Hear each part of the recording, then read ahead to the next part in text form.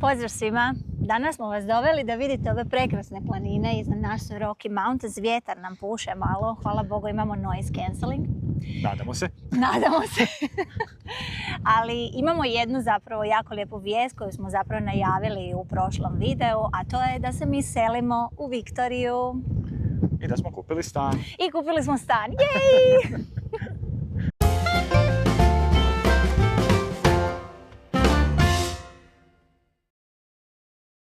Dakle, evo, kao što smo vam rekli u uvodu, mi smo odlučili nakon onih silnih rasprava u onim prijašnjim videima kako je možda bolje nekad rentati, a ne kupiti. Mi smo ipak odlučili kupiti svoje i zapravo kupili smo stan jer više odgovara našem lifestyle-u. I selimo se u Viktoriju, a u ovom videu ćemo vam zapravo ispričati zašto smo se na to odlučili. Jel' tako? Tako je. Dakle, kada smo se vraćali u Kanadu iz Osijeka sada, izbor je pao na Calgary opet i na Viktoriju.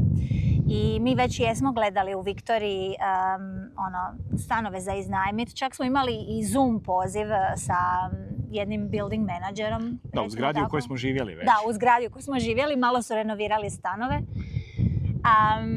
Ali na kraju kada smo razgovarali s našim sinom, nekako smo mislili da bi bilo bolje se vratiti u Calgary, jer mi smo i u Osijeku planirali kupiti nešto kada smo se vraćali u Kanadu, kupiti nešto naše, ili kuću, koji su ovdje zapravo jeftiniji, to ćemo i kasnije reći.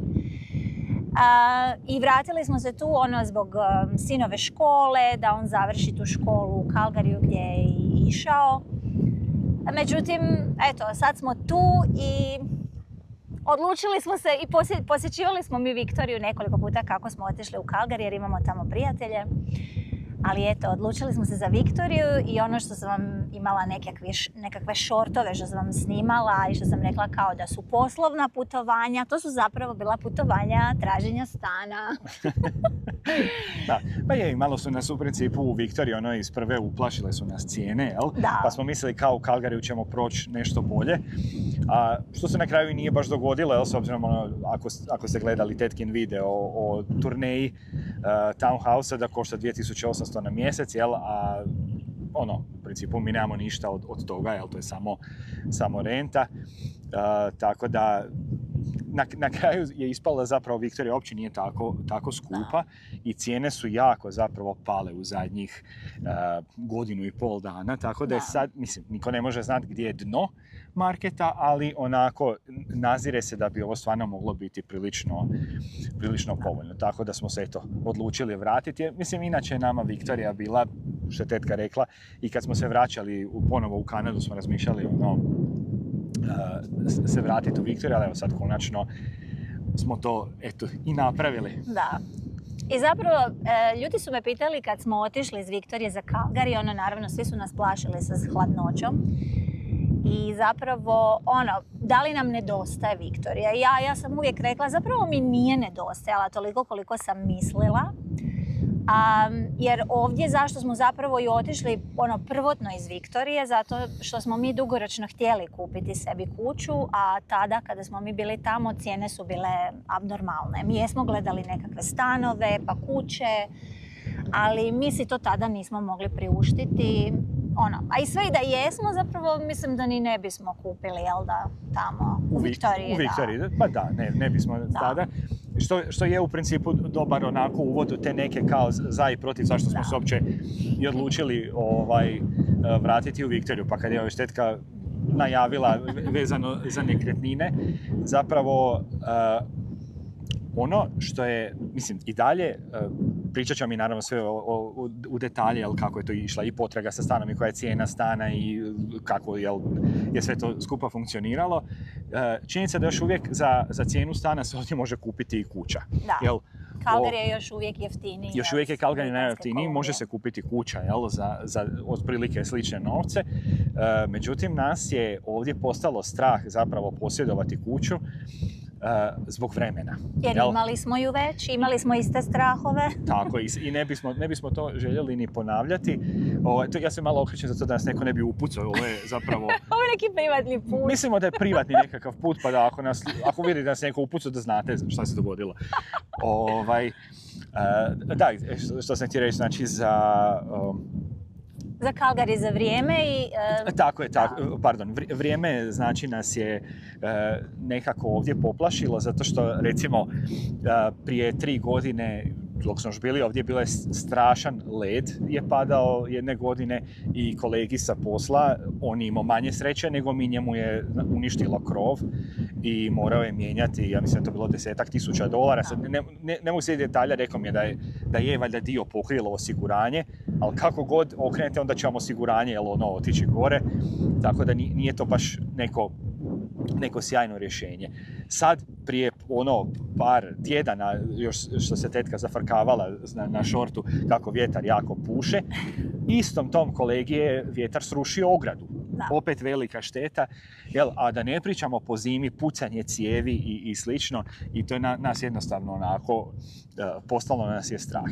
S druge strane, u Viktoriji je klima gotovo idealna. Da. Znači tamo prosječno temperature su recimo oko 5 po zimi pa do 25-30 po ljeti, nema ekstremnih minusa, nema ekstremnih vrućina i tamo nije problem ostaviti čak i kuću, ali dobro, naravno da je stan, zaključa se i možete se pokupiti i otići, ali čak i kuću tamo onda zapravo nije toliko problematično imati, jer šta, može past kiša na nju.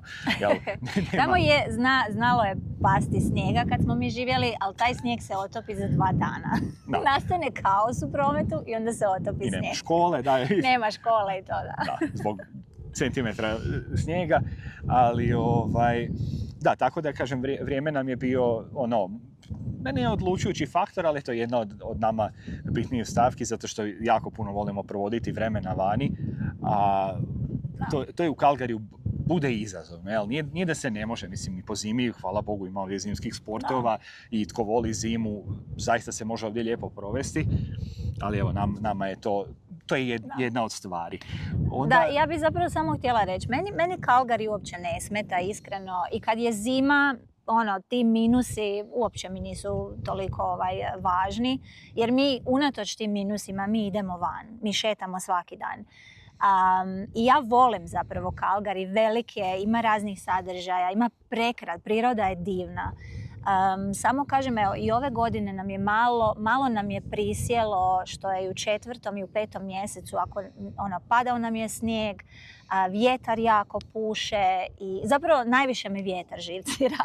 Kad idemo van, to mi je, to ne mogu, to me onak izbaci iz takta. No.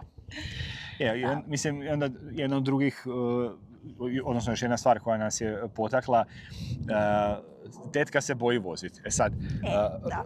Calgary je stvarno, evo, mi smo vozili smo se u Vancouveru, vozili smo se u Calgaryu po Viktoriji, prošli smo cijeli put od Viktorije do Calgaryja autom. Calgary je zapravo odličan za vožnju, a kad se netko boji, to je u principu kraj priče. I onda je potraga za poslom prilično izazovna, jer mi živimo na periferiji grada i nama treba, autom je autom treba 20 do 25 minuta do centra, ako je gužva možda i 30-35 minuta, ako je snijeg je 45 minuta.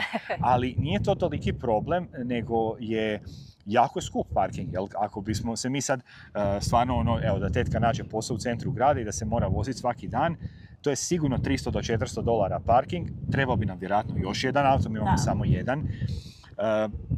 I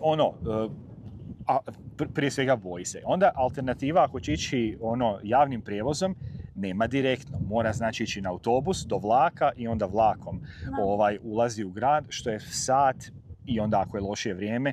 I još, nažalost, taj C-Train se zove, taj sustav željeznice ovdje, je prilično nepouzdan. Često se pokvari. Kvari se i tako. Nešto bude na putu pa moramo izaći svi van. I nije toliko pouzdan i onda znači to se recimo sat do sat i pol vremena bi moglo trajati put. I to nije skupo, mislim, ne znam, mjesečno je recimo $120, tako da nije to toliko problem, nego to bi bilo znači po smjeru sat do sat i pol. Znači tamo i nazad 4 do 8 sati na poslu, zavisi jel, ono što se nađe, jel, kakav je deal na poslu. Mislim, to je jednostavno ne funkcionira. Željela sam samo naglasiti da ne ispadnem nesposobna. Ja vozim po Calgaryju. Ali stvar je u tome što ja imam svoje određene rute gdje ja dolazim gdje mi treba. Ali sve izvan te komfort zone, ja ne idem dalje, tu vozi tetak. Jer ovdje je promet gust i ja se ne usudim u te velike gužve gradske ulaziti. A centar je izvan komfort zone. Centar je izvan komfort zone. Igrom slučaja. A recimo Viktorija je s te strane, to je toliko zapravo jedan mali gradić da mi dok smo živjeli u Viktoriji, imali smo naravno auto, ali auto tamo može se živjeti bez auta.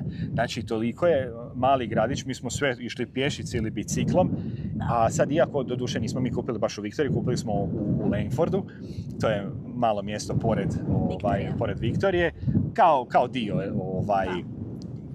spada pod Viktoriju, ali kao dio Viktorije. Recimo da sam ja tamo otrčala kad sam išla popraviti auto. Toliko je blizu.